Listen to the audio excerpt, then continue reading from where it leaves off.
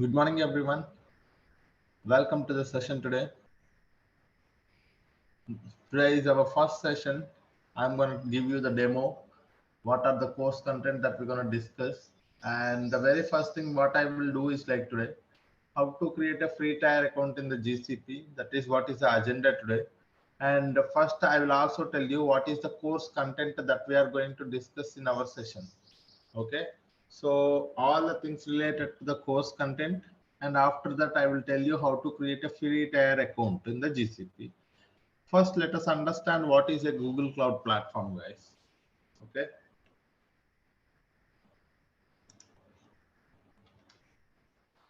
so GCP, what is GCP?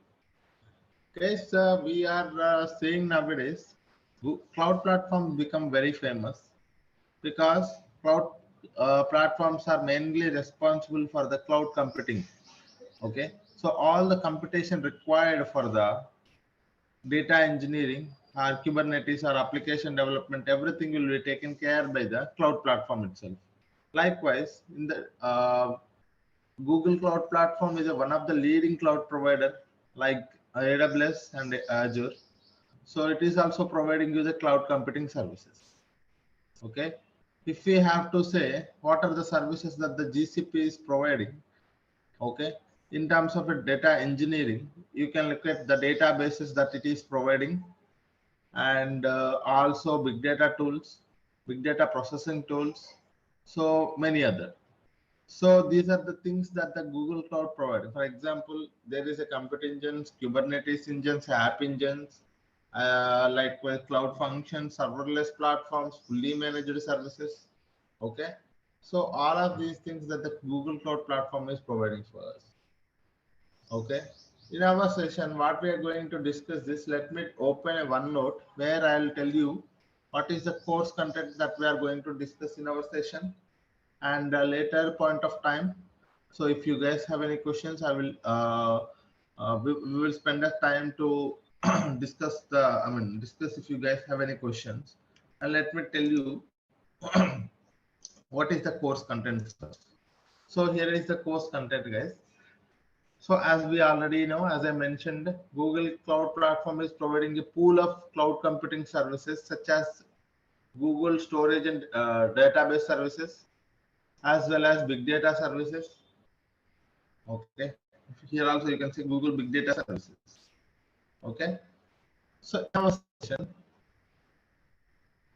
what we are going to discuss is these are the things that we are going to discuss in our session, guys. Google Storage and Database Services. Okay, the very first service that is what we are going to discuss is Google Cloud Storage. What is a Google Cloud Storage? Why it is important?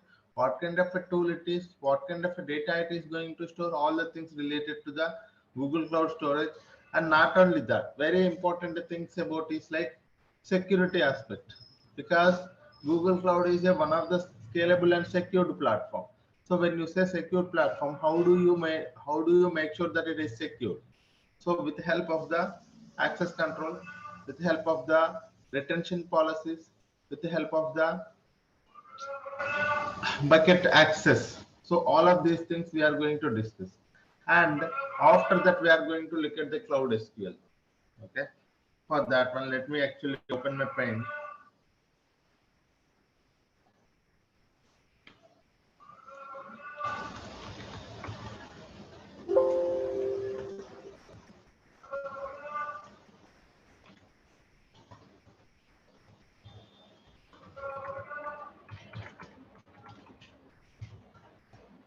Database services. Okay. This is one point where we will be able to learn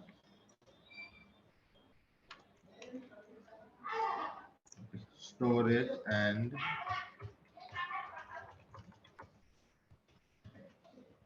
database services.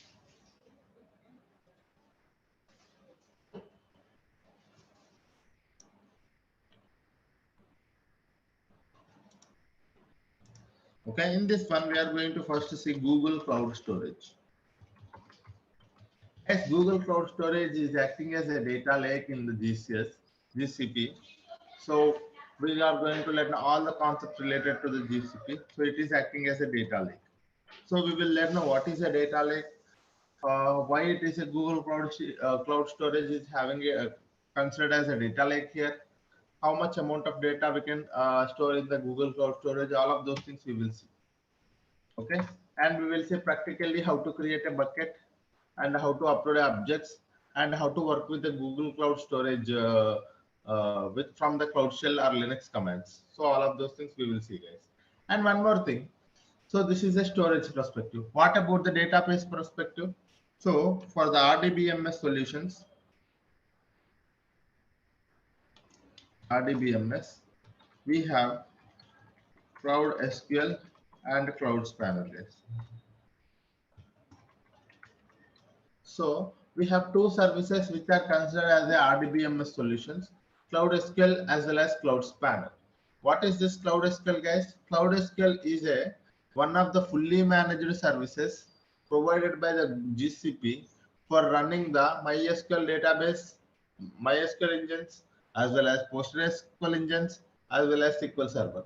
That means if you have a on-premises MySQL, if you wanted to migrate it to the same MySQL with the same version to the cloud, you have these services available, readily available, guys. Okay, so this is a Cloud SQL and Cloud Spanner that we are going to see in our sessions.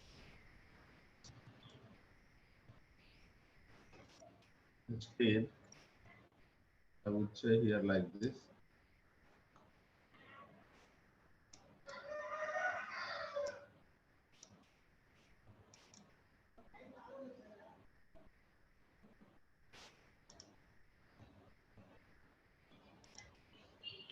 Storage services.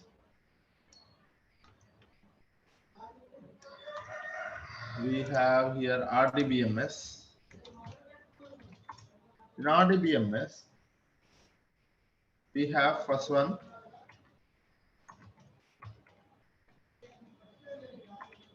Cloud SQL. Second one is Cloud Spanner. Okay, these are the two services comes under RDBMS. What about a NoSQL databases, guys? If you ask me, so in a NoSQL databases, we have a big table.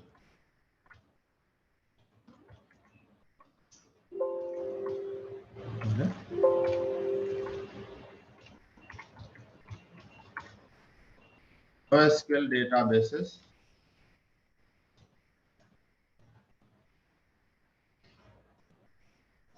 So we have big table, and we have one more thing called data store. Okay, so these are the two databases acting as a NoSQL databases in the GCP. One is big table, one more is data store, guys. Okay, so these are all storage and database services. Okay, what is one is Google Cloud Storage, one more is Cloud SQL, Cloud Spanner, and the third one is a big table and data store. So these are the Google Cloud Storage and database services. Okay.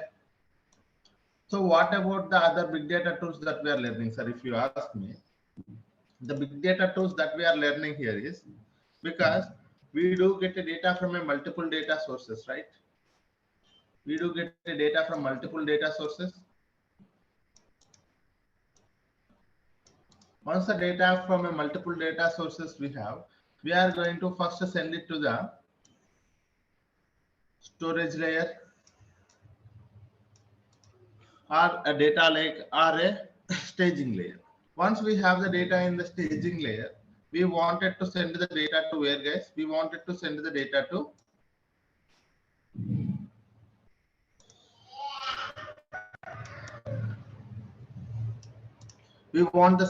send that data to the data warehouse. After that, there will be a different users will be there. Either it will be an ad hoc request, or it will be a reporting purposes, or it will be a business manager asking for a requirement.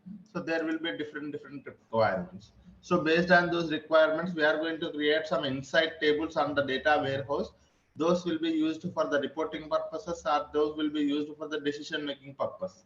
Okay, so this is how it looks like this. If I wanted you to understand clearly, so here data will be first ingested into the data lake. So here it can be an RDBMS.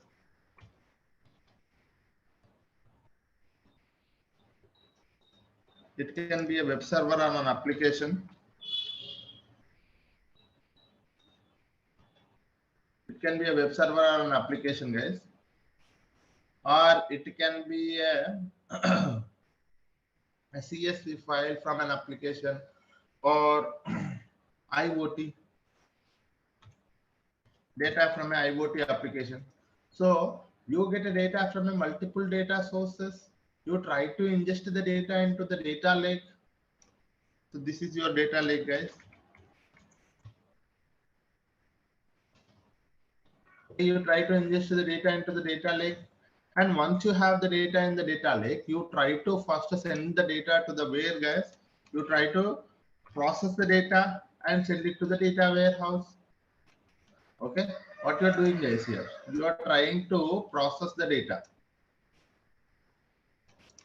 Okay, process the data, transform the data, clean the data, whatever the things you name it, all of those things, guys. Okay, you try to process the data and send it to the data warehouse. Finally, as per the business requirements, it will be creating a ML models. There will be a dashboard requirements. There will be ad hoc requirements. So based on the BA requirements or ML or some ad hoc requirement. Ad hoc. Okay. So this is how it will be, guys.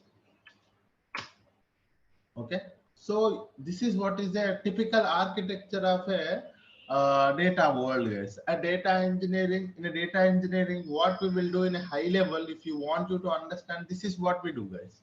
So we will be working on an ingestion process. Here it is a source, guys. You can think this is a source.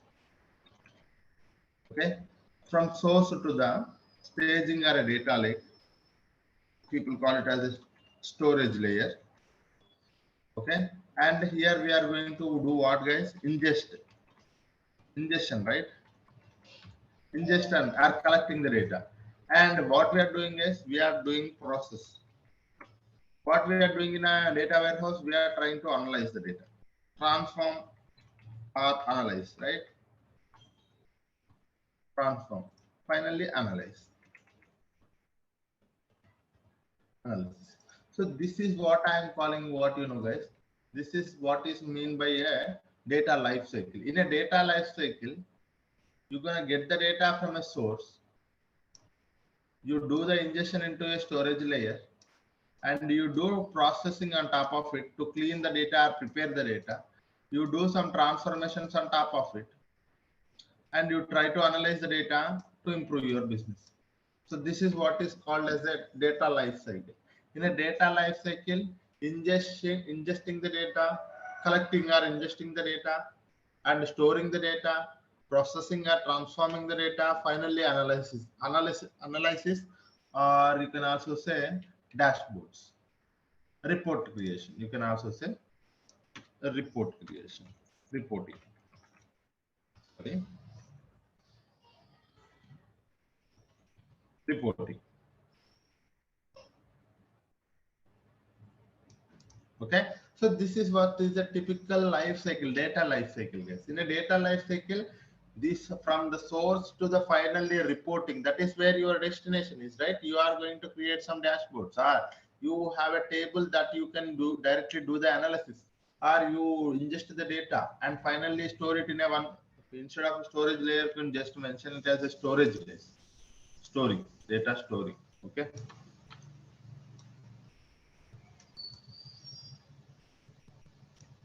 Okay, this is what it is, a typical architecture.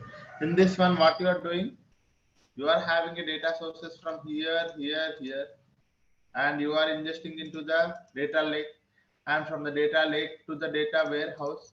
Finally, you will be having a different requests. So based on this one. So in a data life cycle, these are the processes that you are coming up with, guys.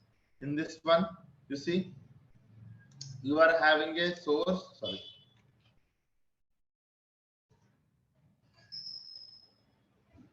You are having a source, ingesting, storing, processing, as well as transforming the data.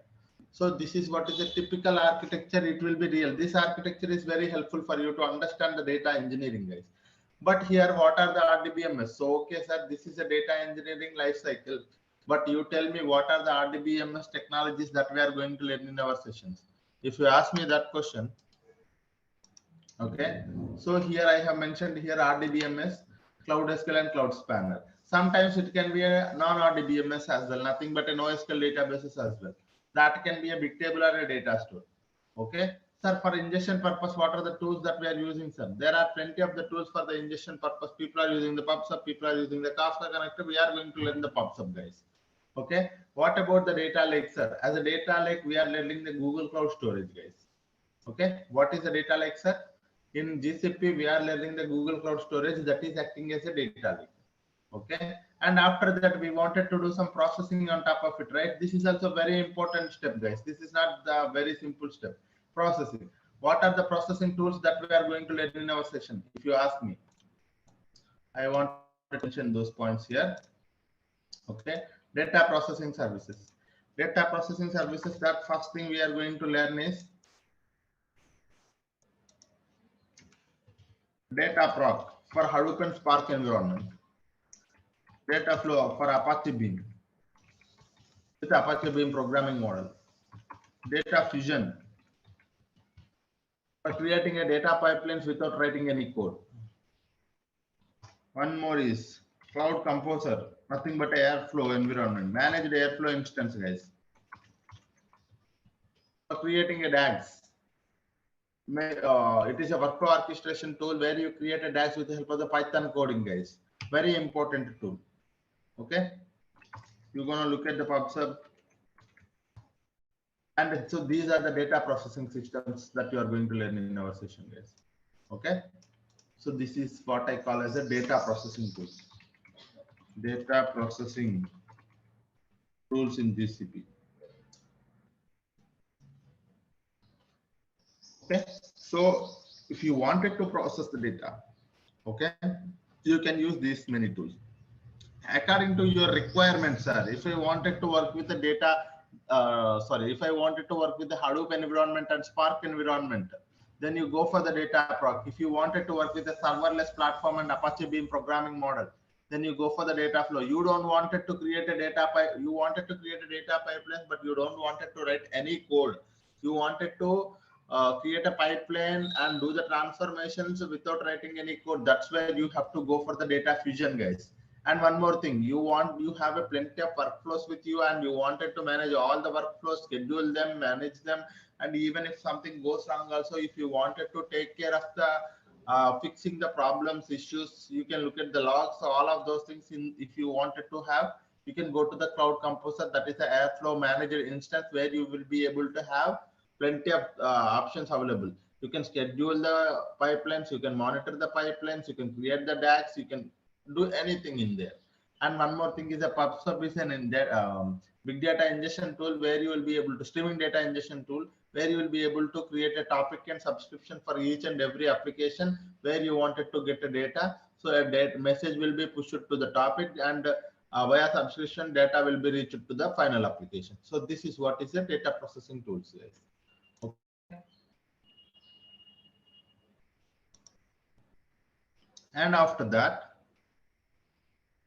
okay, after that, not only this one, sir. For example, in your company, you wanted to do some kind of a triggering. For example, think that in your data warehouse, you have created one table and that table is having a lot of problems. Okay. If problems are more than one, you wanted to get an email alert. Okay. What do you wanted to do, sir? If a problem has, if the issues are more than one, you wanted to get an email alert. Okay. That is one thing. And one more requirement is like you are creating a data bucket in the Google Cloud Storage and there will be a file uploaded. As soon as the file is uploaded to the data lake, you wanted to send it to the data warehouse by doing some transformations. Okay, so that is where one more you wanted to trigger an event. So if you wanted to do some kind of event based things in the GCP, you have a cloud functions readily available, guys. It is a serverless platforms. You can go for event based things. That is also we are learning, guys. Cloud functions very important tool. This is also okay. Cloud functions also we are learning. And if you wanted to manage the user and access, identity and access management, user and project management. If you wanted to manage your project and user access, that's where you have a very bigger tool. It will be available in all the cloud platforms. That is IAM, guys, very important. In IAM, what is a user, what is a user account, what is a service, what is a service account, and what is the role, what is the permission, everything, each and everything, because this will be very helpful for those who wanted to manage the access. Because as a 3 years, 4 years experience, guys, or more than that, we need to understand at least who should be having access to what. Okay, who should be having access to what, and what kind of actions he can do it in that particular service. Unnecessarily we don't want it to provide access to anyone, right? So that is where we will be taking care of all the user access as well as the project management with help of the IAM. IAM is a very authorization tool, I would say. Authorization tool in the GCP. Not only in the GCP, it will be available in the AWS as well as Azure as well. Okay, identity access management, guys, that is also we are learning. So you will be able to see here data lake, cloud spanner, cloud SQL, cloud spanner, big table, data proc, data flow, data fusion, cloud composer, pubsub, cloud functions, and user and access management with the help of the IAM. So these are all the tools that we are going to learn in a very detailed manner. Okay, data processing is here. And I sorry guys, I actually forgot a very important tool, that is BigQuery. That is our data warehouse, right? That is also comes, actually that is not a data processing tool, that is a data warehouse tool. It is a BigQuery.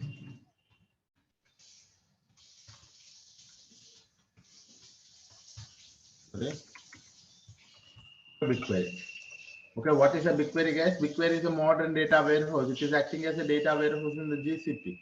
Okay, so this is also one more important thing that I actually forgot to mention somewhere. So this is a very important tool, sir, comparatively.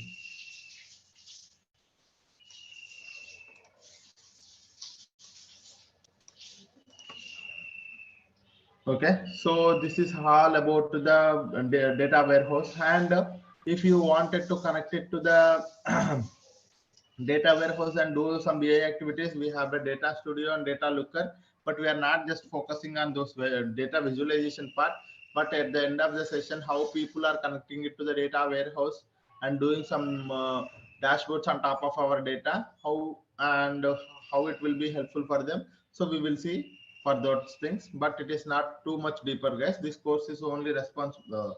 This course is mainly intended for the data engineers. Okay, so this is what we are going to do, guys. Okay, any questions anyone having so far on the course content? Any questions, guys?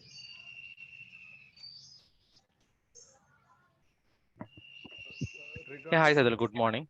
Yeah, good morning everyone. Yeah, So in this course content, did you cover all kind of like a AD authentication, like Active Directory part is or not? so that is comes under IAM. Yes. Okay. Yes. And cloud functions. Okay. Yes, So it's a kind of like a developer tool. it's a data engineering. Which Okay. one you are asking? Cloud functions is a developer tool. Yeah, no. I'm asking. Basically I'm a .NET developer. So can I Okay, consume those services to how of my course. intention is to create service with authenticated Sure. authorized service, and I can consume that service through .NET. That yeah, you can learn a lot of things here. Yes. Yeah. Thank you. Yes. How much frequently will be using SQL? Your voice is very less. I couldn't actually hear. Can yeah. How much frequently will be using SQL queries? Yeah, frequency of SQL queries. So I would like you to understand that SQL and Python becomes very famous here in the data engineering. If you wanted to see Cloud SQL, Cloud Spanner SQL, BigQuery SQL, and even if I go to a data proc and if I wanted to work with the PySpark, I'd be using the Python plus SQL plus Spark. Okay, so again it comes in SQL and data flow SQL, data fusion, no tool, cloud, it's a Python. So this is how it is, guys. If you wanted to understand all the concepts, whichever whatever I am saying, so you would be able to. I am expecting prerequisite for the course is a basic or at least a basic knowledge on medium knowledge on SQL and little bit of Python. Little bit, at least what is the data type? Okay, all the data types, if you learn it in the Python, that is enough. Okay, but SQL, I would expect a medium knowledge, guys. Okay, so it is SQL is very important, and as a data engineer, if you wanted to grow, SQL is very much important, and you should be able to understand all the concepts. For example, what are those concepts are? All the data types, was actually how to create a table, how to delete and update tables. Those things are DDL commands and DML commands, and aggregations. Okay, so basic, I would say. So the concepts that you can focus on the SQL and Python, I would like to explain here, guys, so that if you are familiar with these concepts, you are well and good. Okay, in SQL. Okay, so all DDL and DML. So these are the basic things I know. You have to just to focus on how to create a table, how to delete a table, how to truncate a table, how to update a table, these things. Okay, and after that I would expect you to have a aggregate, learn about aggregate things, aggregate functions. Okay, and one more thing is ranking functions, and the fourth thing is we have table. So there is a temp table, common table expressions, and there is also one more concept. So we focus on that as well. Temp table, common table. In a temp table, there is a local temp table, global temp table, and the common table expressions. So these things, CTE, and the fifth thing I forgot one more thing. Yes, mainly, guys. So join. Okay. Unions, group by, order by. Okay, group by, order by. I think this is it. If you are just are coming up, if you are focusing on these things, that is enough. In aggregate function, min, max, count, all of those things. Ranking, row number, a dense rank, a rank function, all of those things. And temp table and cities, joins.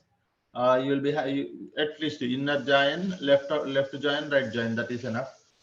Unions, union and union all, group by, order by. I think this is enough, I believe, for the SQL, guys. Okay, if I remember anything, I will tell you. For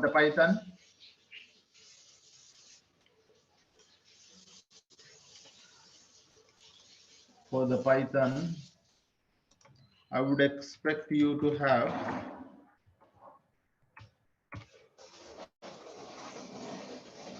first thing, data types, guys. All the data types and differences.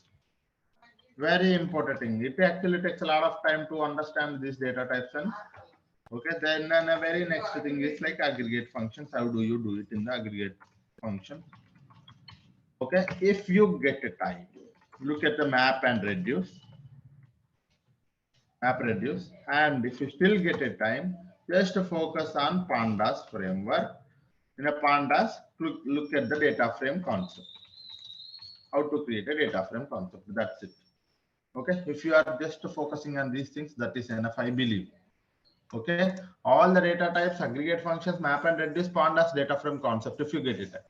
Okay, but minimum, the basic thing I would expect is this thing, all the data types and their differences. Because if I say list, you should understand what is a list. If I say tuple, if I say a dictionary, if I use some other data type, you should be in a position to understand what is an array. You should not confuse, right? You should not you should not be able to, you should be able to understand each and every term that I'm using in the Python. So that is what I want you to understand. Okay, so these are the concepts that I would expect from you guys. These are very simple concepts. If you sit for like this is for 2 days, this is for 1 day, you'll be able to understand all of these concepts. That's it. And development perspective, what we are going to learn in our session, if you ask me. So these are the prerequisite, right?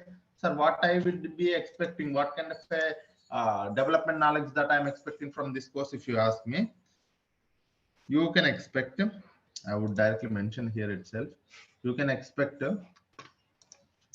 SQL development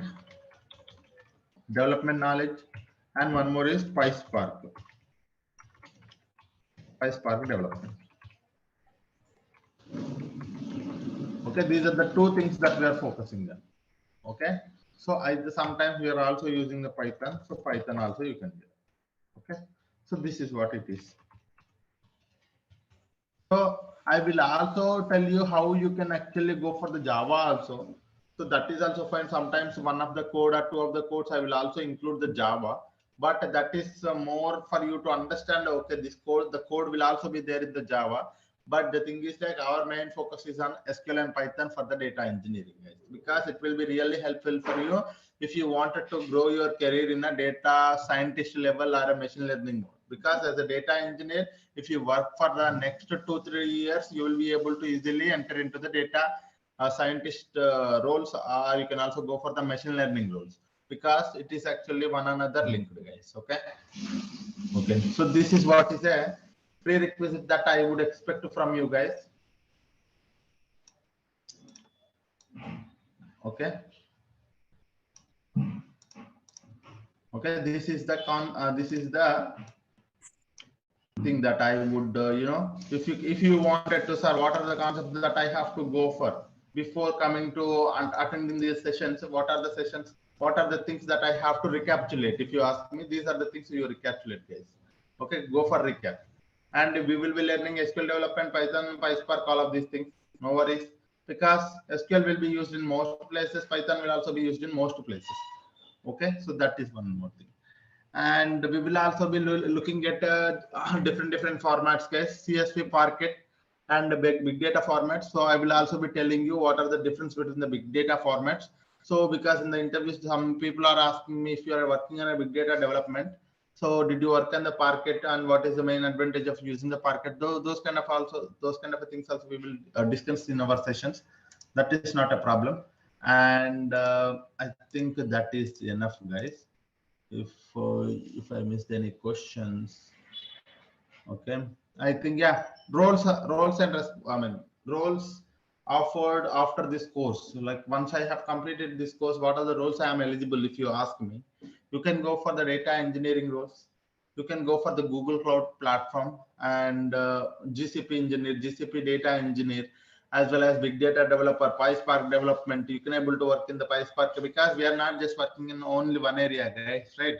So you can see each and every tool itself, it is a one project, guys. So data project will be there, data flow, data fusion, composer. So these are all roles itself. Okay, so some data engineer working on a data proc, some data engineer working on a BigQuery, some data engineer working data fusion, some data engineer solely working on creating a data. So this is how it will be. And some people working on RDBMS data migration projects. Okay, data lake projects. So these are all things are related to the data projects only, guys. And after this, all the concepts are covered. Okay, during our course also we are going to cover many projects. So few projects are covered. I mean, once for example, if I am talking about a data proc, while I am doing the data proc, I will be able to cover the project as well. So what are how many projects that we are covering? If you ask me, guys, we are going to cover almost 4 to 5 projects, real-time projects. And one more thing is like, these are real-time projects you can able to put in your resume. That is one point. And one more thing I want you to understand is like, okay, so whenever we talk about a one service, I would go to the Google Cloud Platform and I will try to explain all the things about that service theoretically and practically, and I will implement a solution there itself. So what you have to do is like you take some time in the day and you have to practice the same thing so that you will be able to understand, because practice gives you a lot of knowledge, guys. Understanding everything seems very simple. Okay, while I'm explaining, everything seems very simple, but after 2 days, 3 days, if you don't practice the thing, you wouldn't be able to understand the concept after 2 or 3 days. Okay, I want everyone to put at least spare 2 hours every day, 1 hour for the class, 1 hour for the practice session. Okay, so that is what you have to do, guys. And this course actually takes 40 to 45 hours, guys. More than 40 hours. Okay, more than 40 hours it will take. Okay, we will be having a daily Monday to Friday, 1 hour session. Okay, this is one more thing, and recordings will be shared to your emails. You will get a recording, guys. And one more thing is like what I actually forgot. Course duration, course content, daily 1 hour session. I think this is it, guys. Okay. Okay, this is one thing. And someone is asking me if you guys have any questions, you can ask, guys. Floration, do speak, please. Hi, sir. Good morning. Yeah. Yeah. So the thing is that no, I am a VMware guy. Come from last 8 years, I'm working in VMware. So this platform is completely new to me. So is that a good decision to go for that this course? Yeah, it will be really helpful for you guys for going to this course. It will really helpful for you. And because why I'm saying is like a data engineering is a foundational course. And one more thing, in our course, I will be starting from very basic to the advanced. I cover sometimes what is a data. Because when we talk about a relational databases, I would talk about what is the data, what are the classification of the data, what is meant by structured, unstructured, semi-structured data. And one more thing is like what are the types of databases available, DBMS, RDBMS, and NoSQL databases. So from starting very basic to the advanced level where we will be able to automate the data pipelines. Automation, until the automation, we will be covering every aspect. So this course will be really helpful for you if you wanted to build your career in the data engineering. Data engineering is not simple, guys. One more thing I want you to understand, very trending technology, very trending. As data keeps on grows, data engineering will be a very trending and hot job for getting a lot of opportunities. First thing, because data keep on grows, data engineer will be in a trending job. Okay, and there will be a plenty of opportunities and highly paid job, guys. If you go and look at the highly paid jobs in the world, data engineering is one of the job which is a highly paid jobs. Okay, yeah. Someone is Okay. asking So for a duration. The course duration is 40 plus hours, and course fee you can able to contact the team so that they will be able to help you on the course fee, guys. Okay. So one more thing, sorry for interrupt. One more thing. Yeah. So as you mentioned, the prerequisite that SQL and Python is needed. So, but I don't have that knowledge. That's the reason I'm getting. So that is the reason. There are people here who does not know the SQL. There are few of my students who does not know the SQL and Python. But what I suggested them is like the only thing why my point of mentioning the concepts here is this one. You take a snap of this one. If you wanted to build your career in the data engineering, you take a snap of this page and look to go to the Google or YouTube or anywhere. There are plenty of resources for SQL and Python. Only focus on these concepts. I'm telling you, it wouldn't take 3 to 4 days. Okay, getting the basic knowledge on these concepts, it wouldn't. That's the reason I have mentioned here the concept. There is no point of mentioning the concepts if you guys already know it. So there are few people who does not know the SQL, who does not know the Python, but still they wanted to enter into the data engineering world. So that is why I have mentioned here the SQL concepts and Python concepts. You take a snap of it and keep it with you. And we will be going to the deeper concepts. It takes 1 week or 1.5 weeks when we enter into the deeper concepts, main concepts. Meanwhile, for this next 5, 6, 7 or 1 week plus 10 days, you will be able to focus on these concepts and get a knowledge on it. Okay. Okay. Yeah. Thank you. Yeah. MySQL or MS SQL will be Both are using. same. All are same. Both are same. No worries. Yeah. Okay.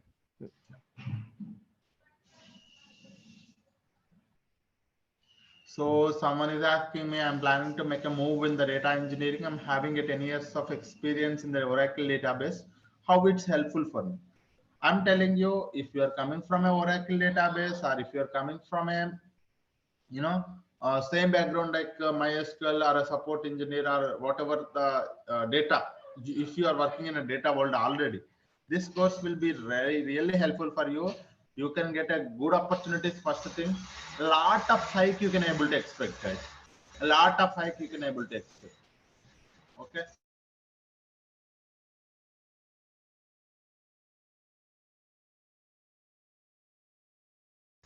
Okay, so you can expect a good opportunities, and you, if you wanted to be in a trending job, this role really help you. You worked on my Oracle DB. It is kind of a very good job, but you wouldn't be able to get a high XR. You wouldn't be able to get a laptop opportunities if you wanted to try it out. But data engineering is a very trending job.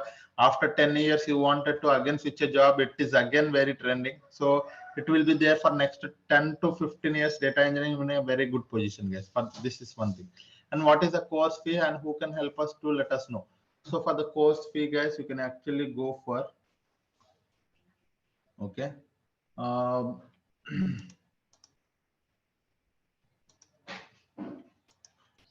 you can contact the IT team. Okay, so they will help you on this thing. Yeah. Any questions anyone having?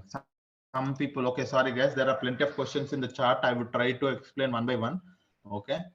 And so is this course specially catering the data engineering with GCP and generic cloud computing with Google Cloud? Both. Okay, that is both, guys. Any project included in this course? Of course, guys. Don't worry about the project. Real time when I started my working, and still I am working in the projects. So those projects are I have created as a data engineering project here. Even with the triggering and cloud functions also I have created how actually the cloud functions will be used in the projects, how a BigQuery will be used in the projects. So those are real time things. You need not to worry about it. How long this course is helpful for you? Sorry, might have missed as you just joined. And this course will be a 40 to 45 hours, close to 2 months, guys. You can think of this course takes close to 2 months. We will use SDK, guys. I sometimes tell you how to install the SDK and all of those things. Yeah. Did you cover cloud computing engine? Yes, cloud computing engine. What is a cloud computing engine? What is a Kubernetes engine? What is a app engine? Basic concepts related to that we will be covering, guys, but not more than that. Yes, because it is a data engineering course. While attending the interviews for the GCP data engineer, the expert certification in GCP data engineering. Certification is mandatory for attending the no, guys. Okay, no. It is not mandatory, but if you have a data engineering certification, this will be really helpful for you. Okay, that actually gives a lot of, if there are 100 points, out of that 10 points or 15 points will be added to you by with help of the data engineering certification. But that's not directly get you the job, land you a job, but the concepts that we are going to cover, if you are having a good knowledge on all of these concepts, this will be really helpful for you to get a job. Yes. So one more thing I want you to understand, whenever I was talking about a one concept, let us just say, okay, let's just say data lake. When we are talking about a data lake or a BigQuery, so for a data lake, I'll try to give you some assignments, guys. Okay. And whenever talking about a BigQuery, I will try to give you 2 to 3 data sets for your assignment. Okay. You have to, what you can do is like you spare your time and focus on the answering those questions. Okay, so that you will be able to, when you try to complete those assignments, you will get a lot of knowledge and creating a lot of knowledge and using that particular solution. Okay, that is one more thing. And the data engineering is not all about the development, it is also about architecture, guys. So you have to focus on, it's not that I should use the BigQuery in a very good way. It's not like that. You should understand that how the BigQuery is, how we can use the BigQuery for a very efficient manner, and how BigQuery helps in a GCP, and how it is different from the other cloud tools and other on-prem tools like Hive as well as Redshift and Synapse. So you have to understand that concept as well. So our aim of the course is to get a development skills as well as the architecture points, because architecture also very important for us to understand. Every data engineer should go to the data architecture and machine learning solutions. Okay, so this is what we have to understand. Any other questions anyone having? Okay, so you can expect this thing from our course, guys, both actual development plus architecting. So these are the two things that we can expect. And I have mentioned here the all the course details on the chart, guys. You can also go through it. Okay. So time of the timings, I actually forgot to mention the timings, guys. The timings are same timings, guys. 7:30 to 8:30 a.m. Okay, same timings every day. Okay, so these are the timings. Yes. Yeah. Any questions anyone having? Yeah, Saidhul, I have one question. So I'm Yeah. expecting just I have to created one sample web application. Then how I want to deploy that application in the cloud? Is it possible to cover in this session? I mean, in this course content or not? Actually, for the deploying the pipelines and deploying the things that we are going to discuss, but application, because we are not an application developer, so that thing is not covered. Okay, thank Yeah, but creating a data pipelines, deploying those data pipelines, because that is where we are focusing on as a data engineer. Yeah. you. Okay, thank you. Yes. Yeah. Someone is asking a batch time that I have mentioned here, guys. On premises to the cloud. Yes. Data migration on premises to the cloud that we are covering. Yeah. Any other questions, guys? Anyone?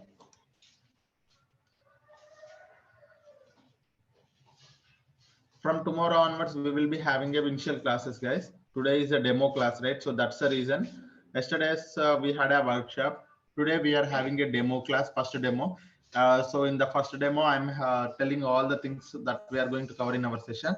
Tomorrow, I am going to start with the Google Cloud Storage. So before that, I want you to understand how to create a free tier account. Okay. So I would tell you tomorrow itself. Okay. It wouldn't take more than 5 minutes or 10 minutes. Okay. Tomorrow I will tell you how to create an account. And this is an course content and everything, guys. If you guys have any questions, you can ask me.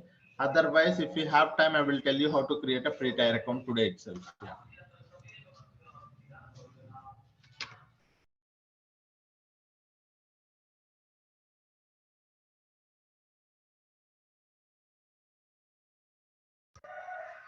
Okay, guys. So this is it for today. So hope I have given you a good understanding of what are the services that we are going to cover in our sessions, and hope you got some idea about a data engineering and a prerequisites, as well as what kind of a things that we have to focus on before entering into the data engineering, and what kind of learnings that we can expect out of this course. Okay.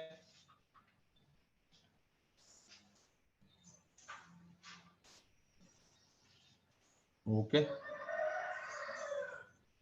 So there will be a comparison, guys. So someone is asking AWS to the GCP. Whenever I am covering one service in the GCP, I would also tell you what kind of a service that is the same available in the AWS as well as Azure as well. So you will be able to have some knowledge on topic names of each and everything. But the only thing you have to understand, one thing is like, if you learn one cloud tool, that means you are learning all other cloud tools. The only thing is like you do not know the proper terminology. That's it. Okay, so if you are learning one tool, that means one cloud tool means you are learning other clouds as well.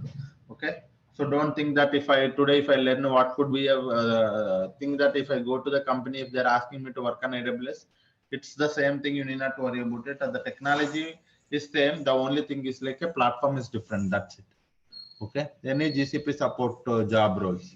So all these things, the development plus support plus big data developer plus admin plus, this course will be for all of the things, guys, because we are covering the IAM for the admins. We are covering the if you are wanted to go for a support, you need to know the services first. So you should know the development plus support. This course is for the development. If someone wanted to go for a data engineer, a developer or a support developer, support engineer, or admin. So this course will be helpful for all of you guys. Yeah.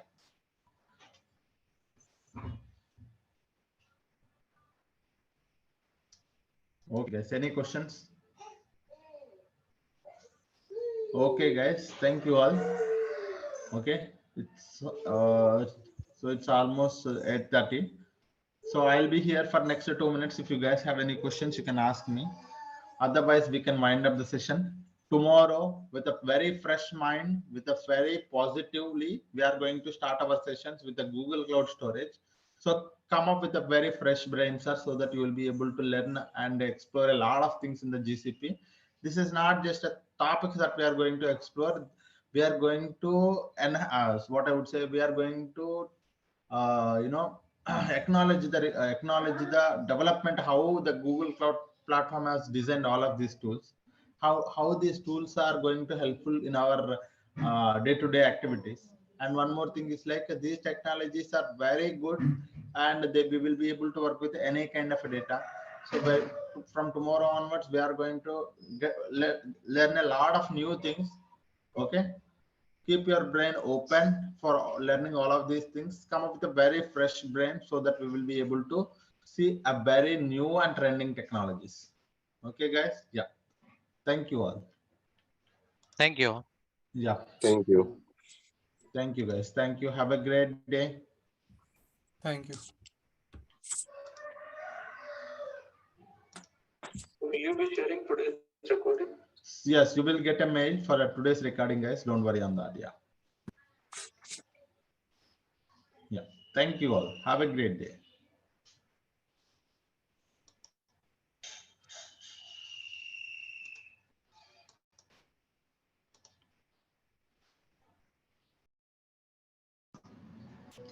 Hello, everyone. Good morning. Welcome to the session today. Hope you guys are doing good. So, yesterday we had discussed what is the course content and everything. Recording in progress. Right? From today onwards, we're going to discuss the very first topic, that is in a GCP, we have a GCP database landscape and big data landscape. So one by one, we are going to start with. So in a first half, I'm going to explain few concepts related to the databases, that is our Google Cloud Storage. And after that, we're going to start with at the second of our session, I will tell you how to create a free tier account in the GCP, so that you'll be able to create a free tier account. After that, you'll be able to practice what are the sessions that we are having in. So let me start with the session today. So in the GCP database landscape, this is the agenda, guys. Okay, we are going to explain all the GCP databases landscape and the differences between the RDBMS as well as NoSQL databases. And in this one, we're going to look at the Cloud SQL, Cloud Spanner, and Bigtable. Okay, so these are the things. So first, we're gonna see data lake modernization in the GCP. If you wanted to have a data lake in the GCP, how we can have it? So which tool can be acting as a data lake in the GCP? Let us see one by one, right? So yes, we already know what is a data lake, guys. A data lake is a centralized repository to store the data. Okay, a centralized repository to store or retrieve the data as per the business requirement, right? So what kind of a data we can store, guys? You can see here. We can store structured data, semi-structured data, unstructured data. We can store either if it is a batch data or streaming data. It should be able to stand for SQL, ML, and searching. We can able to store on-prem data, cloud data, and data. So it is a scalable and secured platform to store the data, retrieve the data for further analysis or processing purpose. So this is what is a data lake, right? We have seen what is a data lake. Let me try to tell you what is a data lake from my notes. This is my notes, guys. Where is that?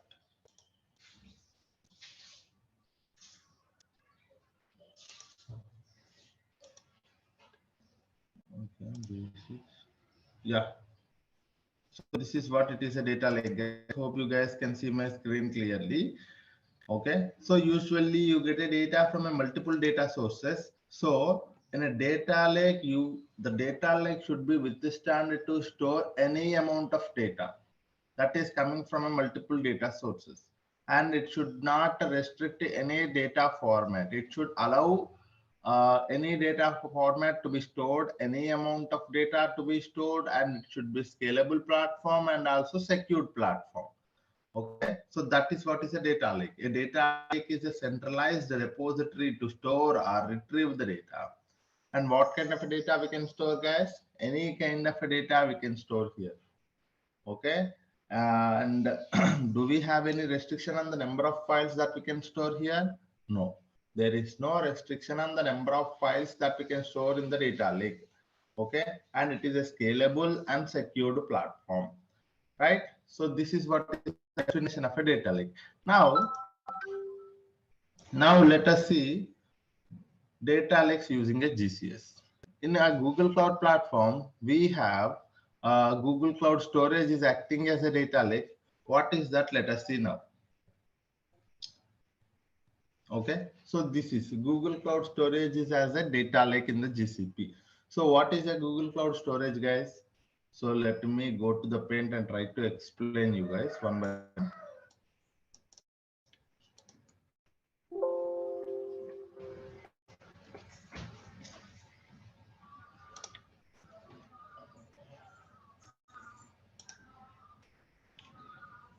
So from today, from the very first topic that we are going to see is Google Cloud Storage.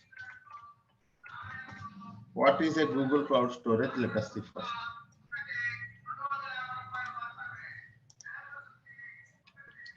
Okay, so Google Cloud Storage is one of the fully managed services in the GCP. What is this one, sir? One of the fully managed services in the GCP. What do you mean by that, sir? What is mean by fully managed service? Sir, I want you to understand what is mean by fully managed. For very first thing, I will try to tell you. Sir, if you go to any cloud platform, okay, if you go to any cloud platform, the services in the cloud platform are categorized into two things. One is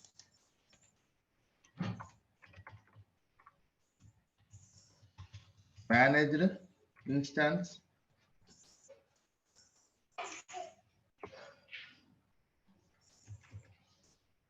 okay, not managed, virtual machine.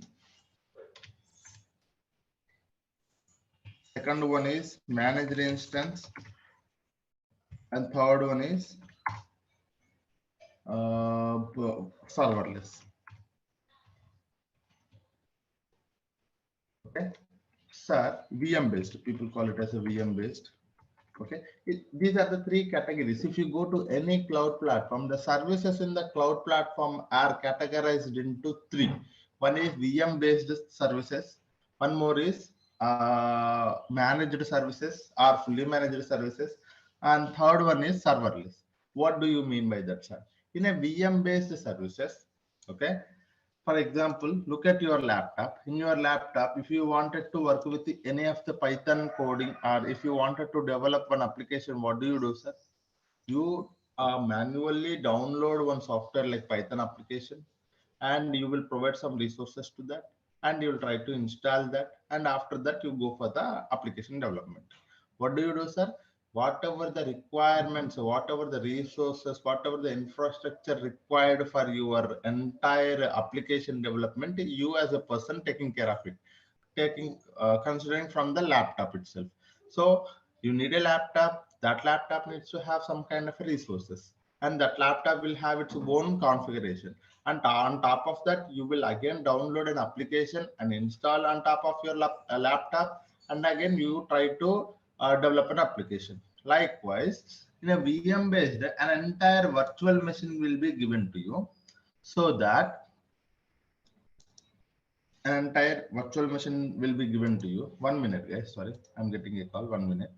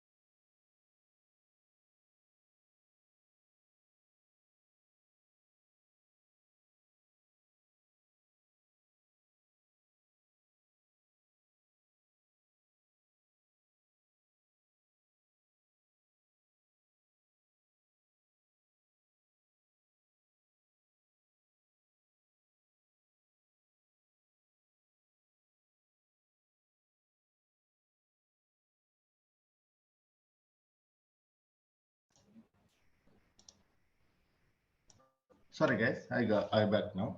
So there are three categories in the cloud platforms. One is VM based, managed, and serverless. But before this one, if you wanted to understand, there is a one more category which is not a cloud platform. That is non-cloud platform. That is, we call it as an on-premises, right? So we have a one more thing is also there, that is on-premises. It is not a cloud. In on-premises, if you wanted to work with any of the application development, you have to manage your physical infrastructure. Okay. Physical infrastructure you have to manage. Again, if you need to have a separate environment, you have to manage your virtual machine. Manage the virtual machines. Manage the VM. And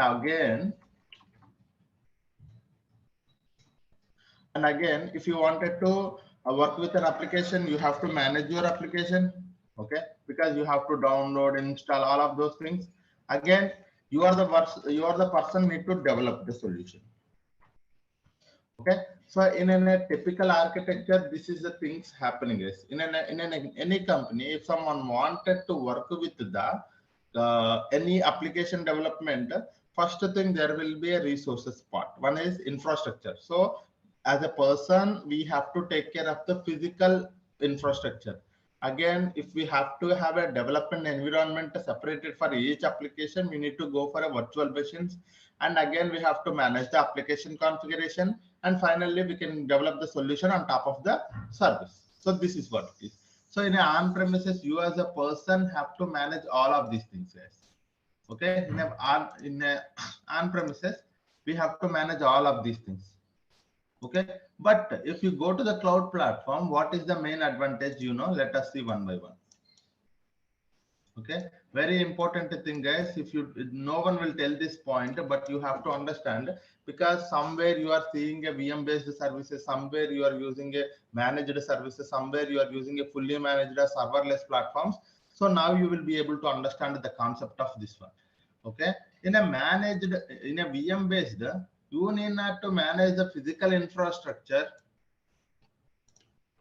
because the physical infrastructure will be provided to you in the form of a virtual machine to you. In the cloud platform, you need not to manage the physical infrastructure, but you have to manage your configuration for the virtual machine. You have to manage your application platform as well as development. Okay, in a VM based services are hosted. People also call it as a hosted, guys. VM based are hosted services.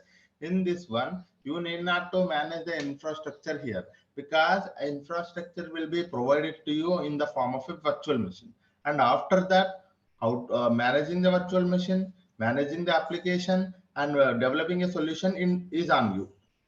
Okay. But who will be taking care of the physical architecture? The cloud platform will be taking care of it. And if you go to the second category, that is managed services, the physical infrastructure will be taken care by the cloud platform, and managing the virtual machines also taken care by the virtual platform, and only the application and development will be taken care by you. Managing the application, managing the developing a solution will be based on you. Okay, you have to manage it, you have to take care of it. Okay, and if you go to the serverless platforms, the name itself it is saying, you need not to worry about a physical infrastructure, you need not to worry about a virtual machines, you need not to worry about a platform. Managing application, nothing but managing the platform, guys. Okay, you need not to worry about a platform, you can directly go for the development. Okay, this is what the cloud platforms are doing a best thing for us. Okay, because they are taking care of a lot of burden from us. If you go to the virtual machine based, an entire virtual machine will be provided to you. When they have given a virtual machine to you, all the configuration will be given to you, guys. If you need this much of, if you need 500 GB, 1 TB, 10 TB, 100 TB of storage, networking properties, as well as the RAM, if you need to have a lot of CPU, you can select it. Okay, so a highly robust virtual machine, you can select it. If you go to your laptop is a small machine which will be having only small configuration. But if you wanted to have a very heavy machine with a large properties, you can select it. Okay, that properties will be, that management of the virtual physical infrastructure will be taken care by the cloud platform. How, sir? We already seeing some data centers, right? Google have its Google data center, Amazon having its Amazon, and that's where they are managing the physical infrastructure, and managing the virtual machine, managing the application, and developing an application will be on you when you go to the VM based services.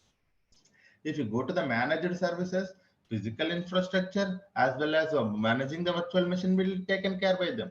Only the application development, application and its development will be upon you. Okay. And if you go to the serverless, only the development part you are talking about. Because we will see in our upcoming classes what is the fully managed, what is the serverless. So if you go to the VM managed, you can look at the compute engines. Okay, compute engines are there. Kubernetes engines are there. GCA, GKE. So these are all comes under VM based services, guys. If you look at the managed services, we are every day looking at managed or fully managed. You can see that. So managed services are like, managed services, Dataproc you can think of. Very good example, Dataproc, managed services. And for the serverless, BigQuery is the best example. Dataflow is a one more example. So you need to categorize the services in such a way that it will be very helpful for you to understand it. Because in a company, if a client asks you whether what kind of because we are looking for a serverless platform, you should be in a position to understand what is the serverless platform. If they are looking for a semi-serverless platform or a managed services, you should be in a position, because serverless platforms provide you a lot of benefit when you are when you talk about a cost. Okay, when you talk about a managed services, the cost will be okay, and you have to manage some amount of things like managing the application. So there is some burden on you managing the application. So you have to take care. Your team has to take care about managing the application. But when you go to the serverless, your team need not to worry about application management, because you can directly go for the development. All other things like physical infrastructure, managing the virtual machine, managing the application will be taken care by the cloud platform itself. If I talk about a GCP, the same thing. Okay, we have a cloud platforms. When I say a cloud platform, we have a GCP is there, we have AWS is there, we have Azure is there. It is common for all of these things, sir. It is not only this concept is similar. This concept is same for all of it. Is a in general concept. Okay, now you got it. What is a VM based? What is a managed? What is a serverless? Now, if I go to Google Cloud Storage, it is managed or fully managed. Fully managed is also called as a serverless, sir. Sometimes. Okay. If you go to the Google Cloud Storage is a fully managed service. Okay, what is that, sir? It is a fully managed service. What does that mean? It is all the infrastructure required for the, okay, all the, you can also say it is actually a managed service or fully managed. Actually, I can't. This one. Okay, so a managed service. When I say a managed service, all the infrastructure, physical infrastructure, as well as the virtual machines will be taken care by the GCP. Okay, what are the rest, guys? You have to create your own application. Okay, when I say application, how the Google Cloud Tower, how the Google Cloud Storage operates, you have to understand. Then only you will be able to understand the what is meant by fully managed service. Because I know that Google Cloud Storage is operates with help of the bucket and files. You have to, when I say a fully managed service, all the physical infrastructure and virtual machine will be taken care by the GCP, and bucket configuration you have to provide. What is meant by that? You have to provide the bucket configuration. When you provide the bucket configuration, a bucket will be created for you. Okay, and after that you can upload files, you can go for the development. When I say development for the GCP is some creating a file or uploading a file, uploading a lot of files, creating many buckets, so like that. Okay, what is meant by fully managed? All the resources as well as infrastructure will be taken care by the GCP itself. So for that point, I have explained all the things, guys, because this terminology will come all the time. So that's the reason I have told, I have explained here. Now,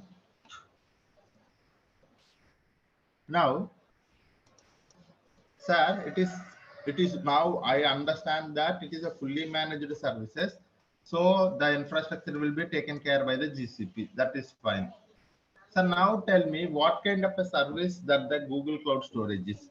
What is the main intention of having a Google Cloud Storage in the GCP? So if you ask me, it is a service for storing and retrieving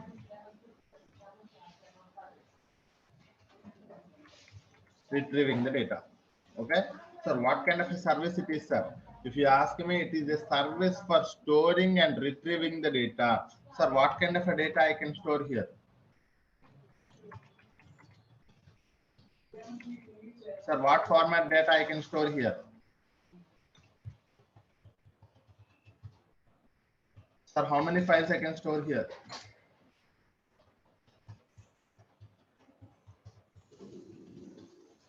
Okay, sir, how much amount of data I can store here?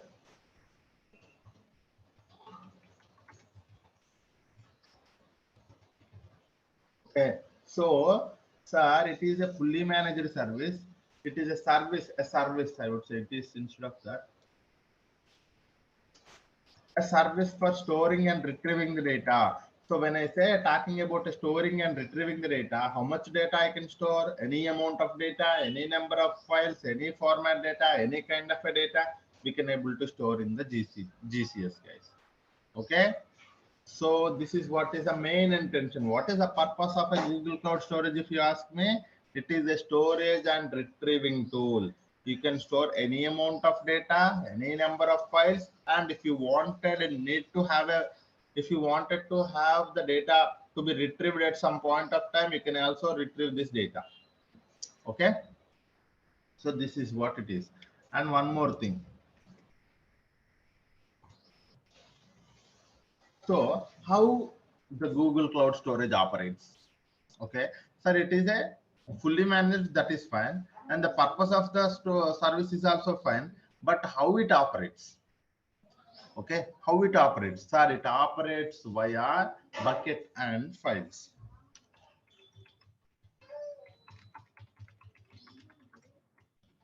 Okay, it operates via bucket and files. Sir, some people does not know what is a bucket. I want you to understand this terminology now. Okay, sir, what is a bucket?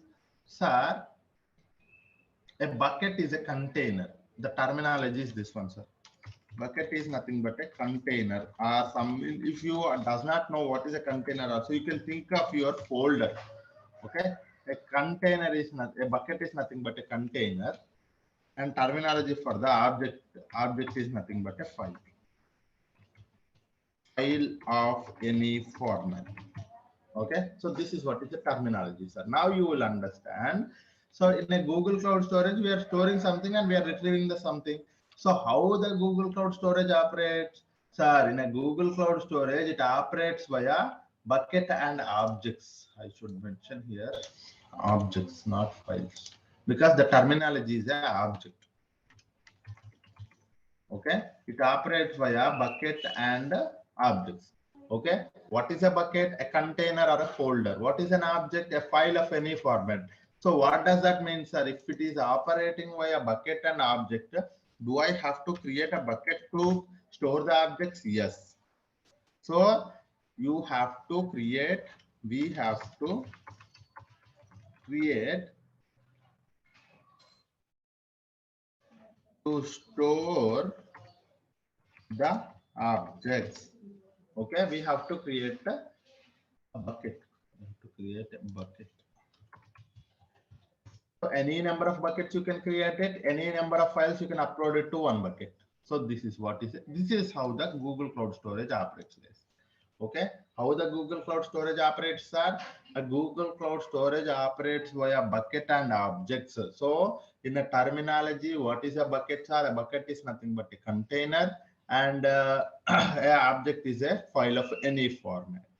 and we have to create. If I wanted to store some data, what I have to do, sir? If I wanted to store some data inside a Google Cloud Storage, what I have to do? I have to go to the Google Cloud Storage and try to create a bucket, and inside that I can upload the objects. What do you mean by objects, sir? It is nothing but a data, nothing but a file, right? So this is what is, it is how operates, sir. So far everything seems good. The fourth point I want you to understand that it allows, Google Cloud Storage allows worldwide storage and retrieval. Okay, that means, what does that mean, sir? I do not know. One more basic concept it is coming, sir. You have to understand, there is a concept of region, multi-region, multi-region, and one more thing is a region, multi-region, dual region. Okay, so this is what, if it is allowing a worldwide storage and retrieval, what does that mean, sir? At any location you can able to store the data, at any, from any other location you will be able to retrieve the data, but you have to select a proper region and multi-region and dual region. According to that, if you wanted to store and retrieve the data within the region, you can go for the within the region option. And if you go to the multi-region, the data will be retrieved across all the regions, and dual region means within two regions. Okay, we will see this difference. Okay, this is actually takes some time, so we will see this difference tomorrow. Okay, what is the main intention of having a regional service, regional storage and multi-regional storage and dual region storage? Because there is a difference between them, and there is an advantages also there, and there is a cost in terms of a cost also. You can look at it, guys. If I go to the region, the cost will be little lesser. When I say dual region, the cost will be little higher. If I go to a multi-region, the cost will be little more higher. And we will see that tomorrow, the main difference, why it is. So that is one thing that we will see tomorrow, guys. The fifth point is, as I told you, scalable and secured platform. What does that service, sir? It is a one more final point, sir. It is a scalable and secured platform. So we will see what is meant by secured platform. And I just want you to give you an overall heads up to the Google Cloud Storage. Now you got it. What is a Google Cloud Storage? The only thing you have to understand today is that what is a Google Cloud Storage, and what is the main purpose of having it, who will be taking care of the resources here, and how it operates, how the Google Cloud Storage operates, and what kind of a tool it is, whether it is a storage, worldwide storage or a retrieval service, and whether can we go for a secured, whether it is a secured platform and scalable platform or not. This is the only point you have to understand, guys. Tomorrow we will see how to create a bucket. Inside that, all these things, like when I say secured platform, right? So we can able to say access control, and very basic concepts we are going to see tomorrow. Object versioning. What is mean by all of this terminology? We will see retention policy. Okay. Okay. And one more thing is also there, storage classes. Okay, we can also go for the storage classes. While you are creating a bucket, there is also a storage classes. So tomorrow we will see all of these things, sir. Whenever you wanted to create a bucket, so you can select a proper bucket name and the location where you wanted to. So when you wanted to create a bucket, you have to give a proper name to the bucket. Okay, you have to give a proper name to the bucket, and you have to select the location of the bucket, and you have to select the proper storage class for the bucket, and we have to select the access control, and we have to select the object versioning and retention policy. retention policy. Okay, tomorrow we will see while we are creating a bucket, all of these concepts we will see because these are the practical concepts. Okay, so what are these? How we have to give a proper name to the bucket, because it is not directly, sir, I can give any name. Okay, it is not like that. It has to be a globally unique name. How to select a location? When I say select a location, we know that we have a region option is there, we have a dual region option is there, we have a multi-region option is also there. And storage classes, there are 4 storage classes like standard, nearline, cold line, and archive. Access control also we have 2 options. Access control at rate bucket level, access control at rate object level is also there. So we have to see all of these things while we are creating a bucket. Okay, today hope you got some idea about a Google Cloud Storage as well as the different varieties of the services in the cloud platforms. Okay, yeah, any questions so far on the Google Cloud platform, guys?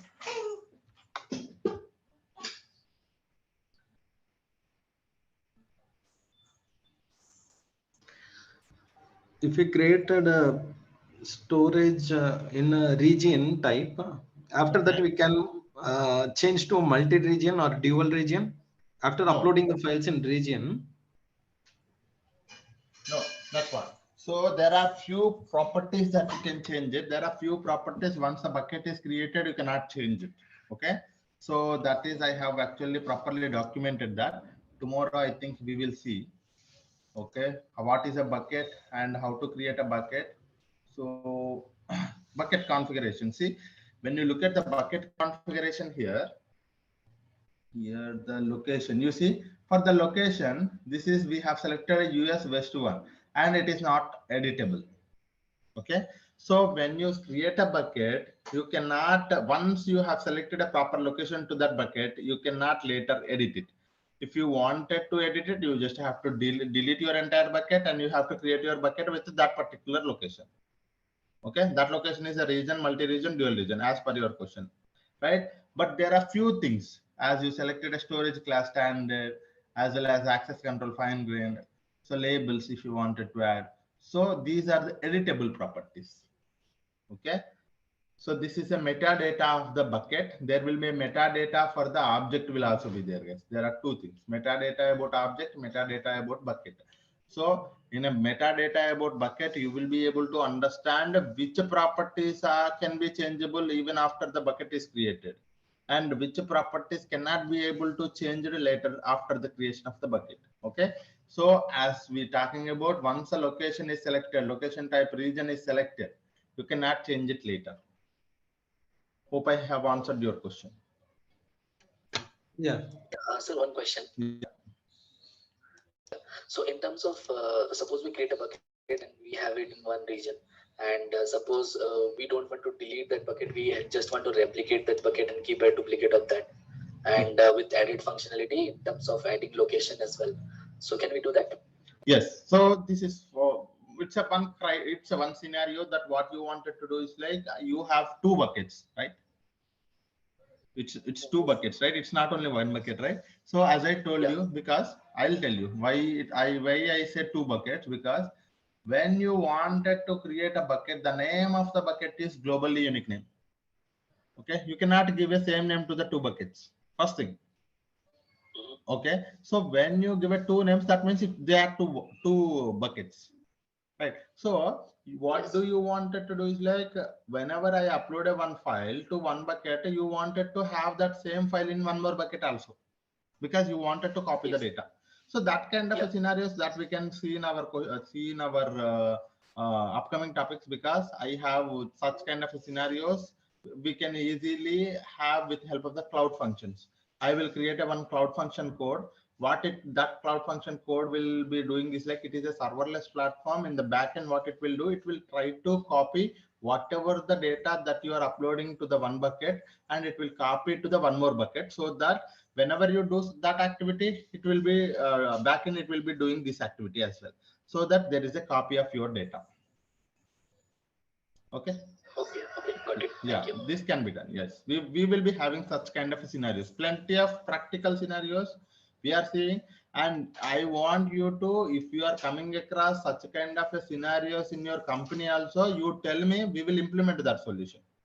Okay, so that we will do, guys. Okay, I just don't want it you to tell you a course and stop it here. I just want you to, if you guys have such kind of a scenario, sir, I am facing this kind of a problem, so can we have a, can we implement such kind of a solution, or can we at least see an architecture for this solution? So that kind of scenarios we will see if you are coming across. So please let me know, that's not a problem. And someone is asking a question, can you teach how to create a bucket via SDK? Sir, yes, we will create a bucket with the help of the Cloud Shell. Yes, of course. So I will tell you how to create a bucket two ways, sir. You can also see here. So because each and every, I want you to understand this point. I think I might not have told you this point. So let me tell you this point. Where is this? Yeah. So, sir, very important thing. I will write it here. There are two ways. There are more ways, but mainly two ways for me. Two ways to interact with GCP services. There are actually two ways for me. Okay, I don't know how people say, but for me, in my classes, I will tell there are two ways if you wanted to interact with the GCP services. One is UI, one more is code. Okay, one UI is nothing but a control. Code is nothing but a Cloud Shell or Cloud SDK. Okay, or SDK, Cloud SDK. Okay, this is what. In UI, we know that how we are interacting with the help of the user interface, nothing but a drag and drop, clicking something. That is what is a UI. If you wanted to interact with the services, if you wanted to use any service in the GCP, you can go with this way. Okay, this is a manual process. Sir, I wanted to create a bucket, or I wanted to delete something, or I wanted to interact with the Google Cloud Storage. You can also interact from the code, that is Cloud Shell or Cloud SDK, from anywhere. So these things also we will be seeing, guys. It is not that we are also looking, because I wanted to understand the concepts via UI, but tomorrow I wanted to automate it with the help of the code, because we are not just stopping here, because there are professionals who are automating the processes. Automating can only be done with help of the code. So there are two ways to interact with the GCP services. Keep this in mind, sir. Whenever you are getting any doubt, anything can be done with help of the UI, anything can be done with the help of the code. Okay, creating a bucket. Tomorrow, if I wanted to create a bucket, yeah, sorry. Through code, we can use REST API also. Yeah, through REST APIs also we can use it, but most of the people using these things. So even I am covering these two only. That is the reason I have mentioned REST API is also there, and there is also one more thing is also there, mobile application also. But most of the times we will be using this thing only. Even in the companies also, people use UI as well as Cloud SDK or Cloud Shell. Yeah. Okay. And one more question: any Terraform Ansible tools required for automation? Sir, no. Any Terraform and Ansible tools required for automation? No, sir. Our main intention is to have a data to be created and automated with the help of the pipeline. So that is what we are going to do. That is SQL plus Python is enough for this course. Yeah. Okay. Yeah. In real time, we will be creating the bucket, or admin team, they will create the bucket and hand over to us. No. So there are two ways. So if you go to, there are two, it depends upon your company, guys. If you go to the MNC companies, you will be having a dedicated team for the admin. So they will be doing the admin activities. Admin, I would not say admin. So there are two, admin, or you can also DevOps. Okay. They will be taking care of the resources, infra related things. They are taking care of it. Okay. But if you go to the tier 2 companies, tier 3 companies, what they do is like something like startups or some low base, I mean, not product, some basic product based companies are, you know, if you go to small scale companies, what small scale? Okay,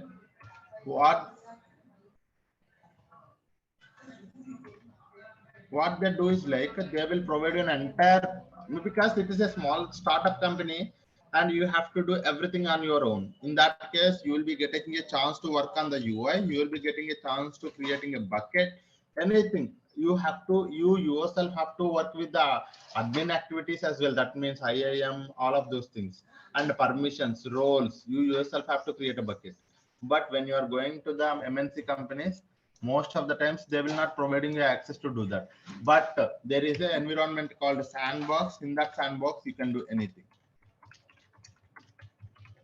But if you look at the prod environment, they will not provide you no access at all. Okay, if you wanted to practice anything, you can go and do it in the sandbox. But in the startup, you will be providing an access to all of the things. You can able to work with that. So this is what it is. Okay, yeah. You will team BigQuery with loading files with the real-time scenarios. Yes, guys, I will teach. It's not team, right? You will teach. Yes. So you will teach BigQuery with loading files with the real-time scenarios. Don't worry about that. We will be having a plenty of such scenarios. Data proc, data flow, everywhere we are using the BigQuery. And I will take some CSV files. I'll upload it to the. I'll upload them as a. I will upload it to. Sorry, I will create a tables on top of those CSV files. And one more thing also, what we will do is like we will automate that process. Okay, as I told you, I don't want it to manually do it tomorrow. Okay, if a file CSV file available in the GCS bucket, what I wanted to do, sir, automatically it has to create a table inside the BigQuery. Okay, that automatic scenarios we will see. Don't worry about that, sir. Plenty of automations, plenty of scenarios, topics, real-time things we are going to see in our thing, guys. Don't worry about that. Yeah, just to focus on the knowledge, you will be able to get a lot of you know, real-time scenarios from me. The only thing is like, please be attentive during the class. Yeah, yeah. Now, so this is enough for today. What I will do is like I will try to tell you how to create an account. So we will see tomorrow rest of the concepts. Okay. Now let us see how to create a bucket. Sorry, it's already 8:20, guys. Okay. So let me. Can we see it tomorrow or shall we see it today itself? Sir, I would tell you. Some people are asking for the. Yeah. Some people are asking for the slides and some people are asking. So slides I may not be sharing with you, but what I will do is like I will share you the material. Okay, what is that material? It is a very robust, and you see the material for the Google Cloud Storage tomorrow. Today we have seen, right? What is the Google Cloud Storage? This is access to my notes I will give you, sir. What is a GCS? How to create a bucket? All the concepts, high level concepts. And note, oh, here I have mentioned, sir, whenever you use any service in the Google Cloud platform. Okay, this is one more thing, two costs associated. One is storage cost, retrieval cost. Tomorrow we will see this point. Okay, so this notes I will provide it to you guys. Okay, I will provide access to the my notebook. This is my OneNote notebook. We will be having all of these things here only. So I will provide access to that. And so that for that one, I want everyone to complete your registrations. Then only there will be a group created. There I will provide the link for that so that you will be able to access it. And access also not provided to all, guys, only for those who have registered. And if I got an email from the team, I will provide access to that particular email. Okay. Yes. Yeah. So please complete your registration tomorrow. So please remember, make me remember, sir. Tomorrow, first thing we will create a bucket. We will create an account. Okay. Later only we will see the rest of the things. Yeah. Because it's already 8:20. Even I am having some other tasks. Yeah. Okay, guys. Thank you all. Hope you learned something today. So I want you to learn everything, almost everything, every day, whatever we are speaking. If you are unable to understand, please try to ask me. So that wouldn't be a problem. You can raise a question. You can raise anything. If you wanted to see a real-time things also, you can do. Okay. Complete your registration to get the notes, guys. Okay. Thank you all. Hope you learned something today. Thank you all.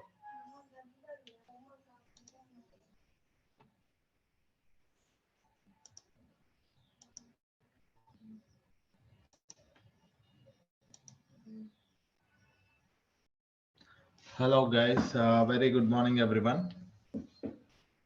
Hope you guys are doing good. Welcome to the session today. So let us start the session. If you remember, yesterday we had discussed about the introduction of the Google Cloud Storage, right? What is a Google Cloud Storage, guys? Google Cloud Storage is a one of the fully managed service. What does that mean? One of the fully managed means fully managed is nothing but all the resources required for the managing the files as well as storing the files and retrieving will be taken care by the GCP itself. We need not to worry about that thing. The only thing we have to worry about is like how to create a bucket and how to upload a file, and after that how to make sure the data is controlled and need not to worry about the resources required to build this GCS. And one more thing, we have to worry about what are the storage classes we need to take care of it, and the location as well as object version. And what kind of a tool it is, guys, if you ask me, a Google Cloud Storage is a service for storing your any type of a data, any kind of a data, any number of files we can store here. And how the Google Cloud Storage operates? Google Cloud Storage operates via bucket, okay, and objects. What is a bucket, guys? A bucket is nothing but a container to store your objects. And what is your file object, guys? Object is nothing but a file. Okay, it allows worldwide storage and retrieval. It is a scalable and secured platform. So this is all about a introduction to the Google Cloud Storage. Now the question is how to create a bucket. Sir, as I told you, if I wanted to work with any of the service in the GCP, there are two ways. One is via console, one more is via command line tool. Okay, so let me open. Okay, so if I wanted to work with a uh, interactive,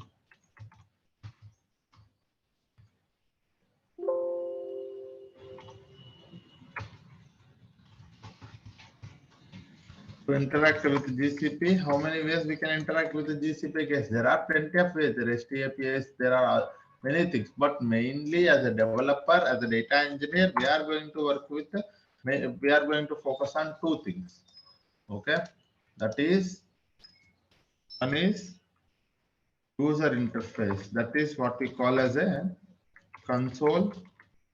One more is command line tool, that is your shell or SDK. Okay, so this is these are the two ways that we can work with.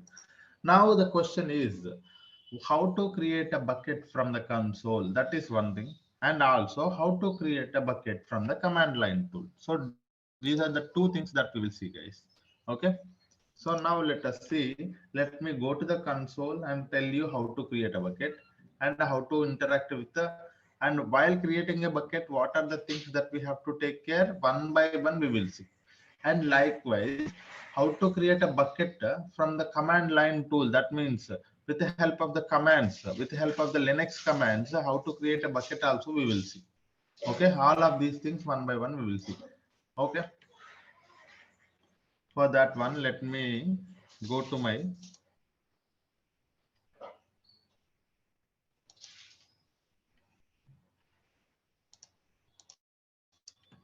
let me go to console.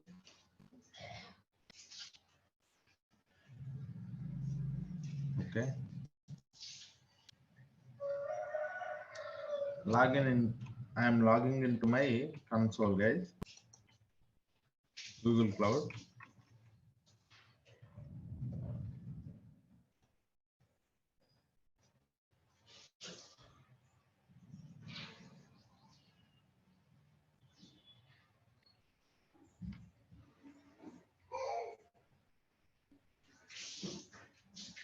Okay, so let me first give you an introduction to the Google Cloud platform here, the interface. So when you logged into your Google Cloud, so this is how the interface looks like. Okay, in the interface top left, you will be able to see all the services. This is your navigation menu where you will be able to see all the list of services or the products available in the Google Cloud. Okay, so this is one thing. And one more thing, once you have here, so everything is worked by project, guys. Okay, this is something that we are going to start maybe tomorrow or day after tomorrow, about what is a project and how to interact with all of these things. We will see tomorrow, guys. But for now, just understand that. So when you wanted to work with any of the service in the GCP, okay, when you wanted to work with any of the service in the GCP, we have to enter, we have to select a proper project. Either we have to select a existing project or we can create a new project. Okay, how to create a new project, guys? Click on this new project. You will provide your project ID, project number, that's it. Okay, new project will be created. So each and every product in the GCP will be can be tracked from the project only, and billing also enabled from the project only. If you don't select a proper project, the project you cannot be able to work with any of the resources. And one more thing, you have to enable the billing only, otherwise you can able to not to, unable to work with the GCP services. And while you are working with any of the service, there will be a API. You have to enable the API. All these things are linked to a project only, because all the tracking of the billing will be done from the projects. Okay, so this is one thing, guys.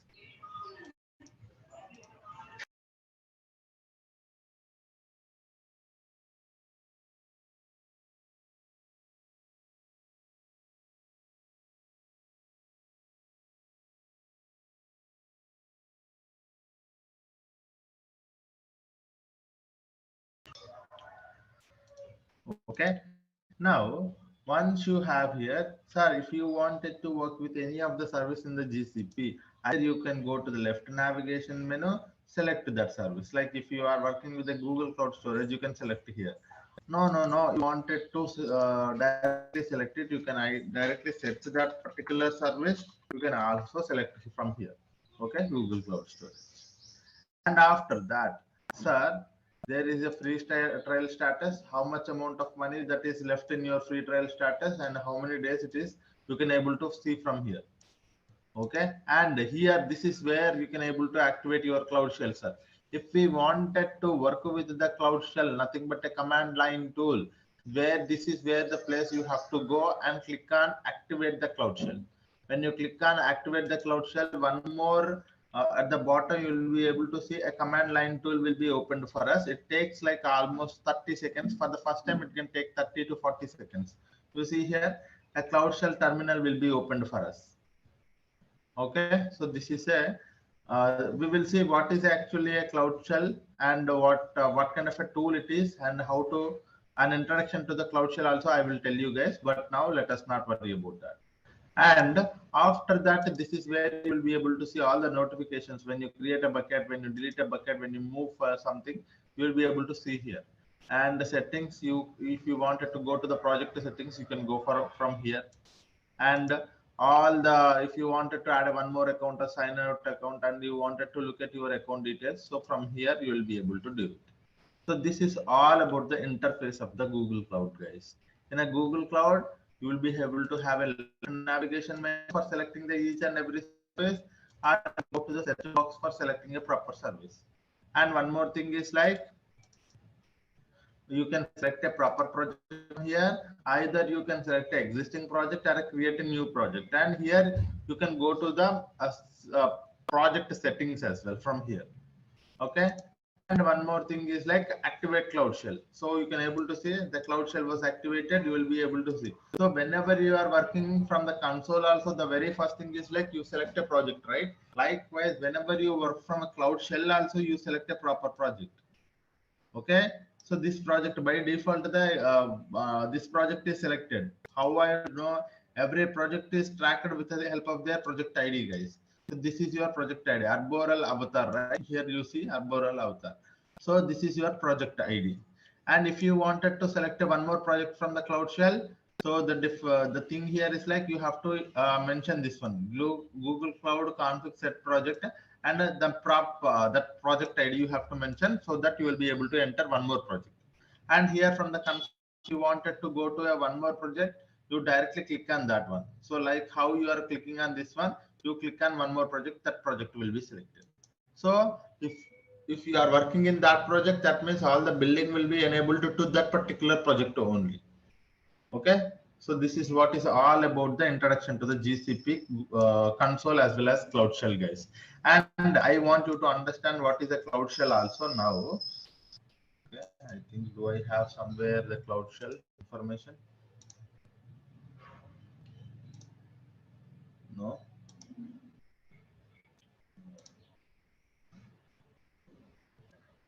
No. Yeah, here it is. Yes. Okay, so what is a cloud? As I told you guys, if anyone wanted to interact with the GCP services, there are two ways. Okay, the very first thing is web user interface. Then the very next thing is command line tool, that either Cloud Shell terminal or an editor. Sorry, Cloud Shell terminal or SDK. So these are the two ways that we can work with.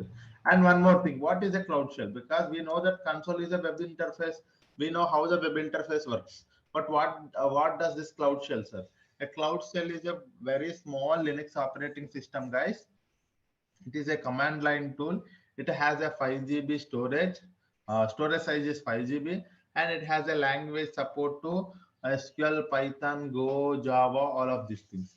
If we wanted to work with the shell, we first activate it. After that, we select a proper project and use shell commands and Linux commands to interact with the each and every services. Okay, so this is what is a Cloud Shell, guys. You should not you should understand that the Cloud Shell is a very small machine. When I say a very small machine, it does have a Linux operating system, and it is having only 5 GB persistent disk storage, and it has a language support to SQL, Python, Go, Java.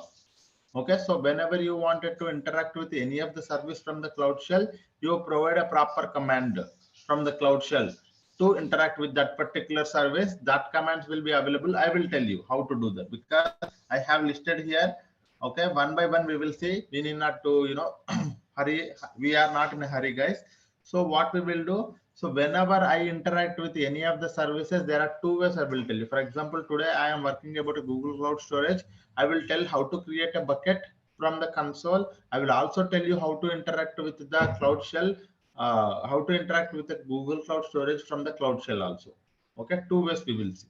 Now we understood that the interface, there are two ways that we can interact. One is console and via Cloud Shell. Now we will go to the Google Cloud Storage and try to create a bucket on the console.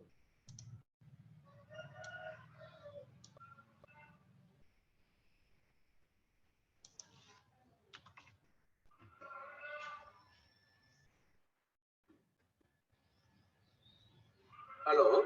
Yep. I have one doubt, sir. Yeah.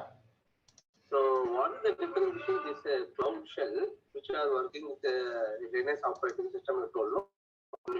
Yes. So what is the difference between this Cloud Shell and the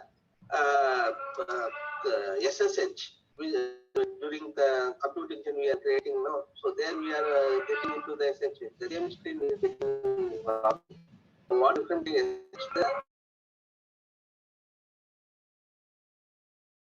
Where we will be able to interact with each and every service in GCP.